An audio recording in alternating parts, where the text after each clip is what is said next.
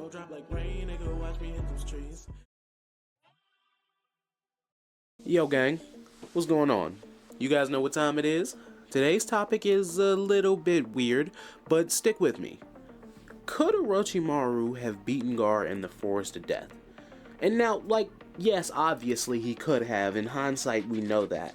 But at the time, there was nothing to suggest that he could have done that.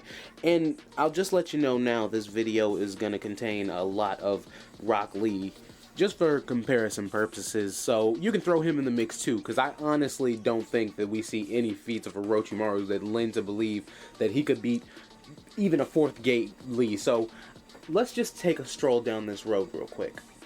When Orochimaru first shows up at the Forest of Death, he kills 3 Genin, which is not really a feat for him at that point, but neither is it for Garaa, because we see him do the same thing as soon as he meets somebody in the forest. So with that being said, they're already somewhere in the same ballpark, even if it's a high-low ball type thing. But once Orochimaru has all his encounters in the forest and his encounter with the Kakashi, we get Garaa and Lee's fight, and it becomes very up in the air whether or not these two kids are a match for what is set up to be the main villain of the series.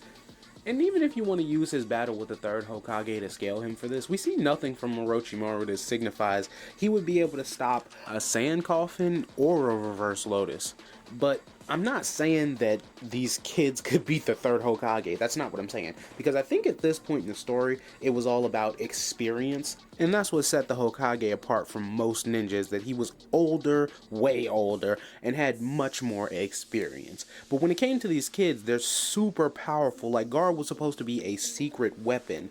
And even at that point, in various videos where I speak about Orochimaru, he has these jumps in power whenever he comes off of screen. Like, when he left the preliminaries, he was like in hiding. He didn't even want to show his face really, even though everybody knew he was there. Nobody really did anything.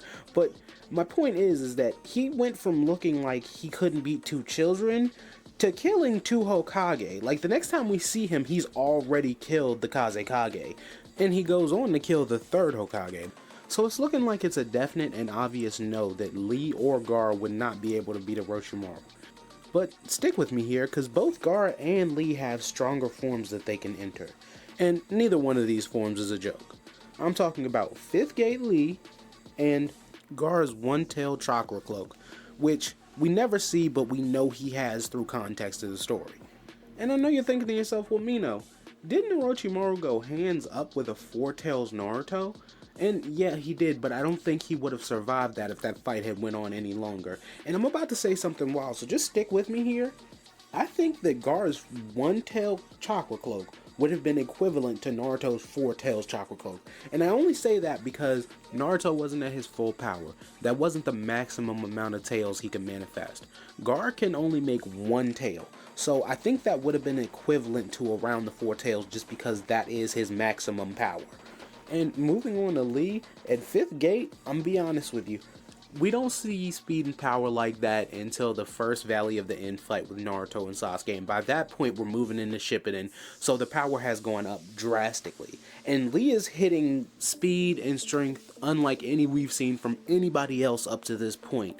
And it's wild that Orochimaru had already fled the scene when this battle happened, because I think had he saw it, he might have changed his mind a little bit about what he was trying to do with the leaf, because Lee and Gaara fought harder than him and the 3rd Hokage did, and I think that that's because that battle was predicated more on technique than power.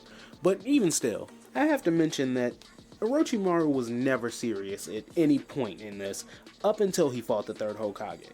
And even then, the way he was roasting Hiruzen, I can't believe he was taking that seriously. But in conclusion, no, Gaara and Lee could never have beaten Orochimaru.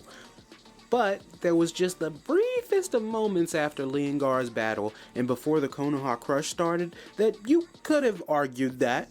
Probably. Maybe. I don't know, whatever. That's the video. If you enjoyed, leave a like, a comment, do a subscribe. I've been Open World Mino. I appreciate you for watching, and until next time, peace.